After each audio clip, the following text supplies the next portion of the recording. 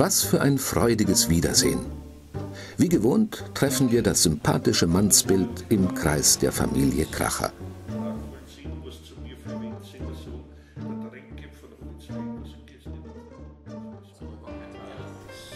Der Schwarzhans, echtes burgenländisches Urgestein. Offen heraus, unverfälscht, bodenständig. Ein Typ, wie er im Buche steht.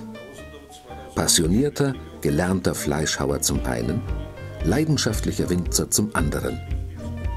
Und ein liebenswertes Schlitzohr ist der Hans obendrein, denn die lapidaren Namen seiner Weine, Schwarz-Weiß und Schwarz-Rot, nebst ihrer minimalistischen Konfektionierung, sind die frechste Untertreibung in der ganzen Republik.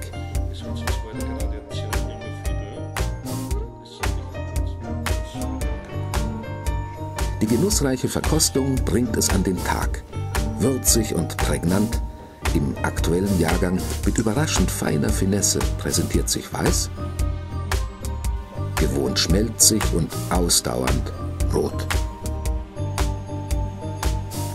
Das sind jetzt aber die Fässer drin, für die Fässer angegangen.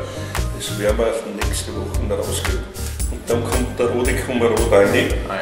Dafür wird der Ingwer erst gefüllt. Bis September.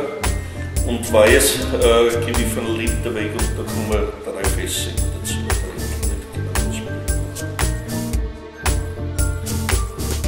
Aber Blaufränkisch wundert mich, dass der so früh geerntet wird. Dabei braucht er eine längere Vegetation als wie die anderen Sorten.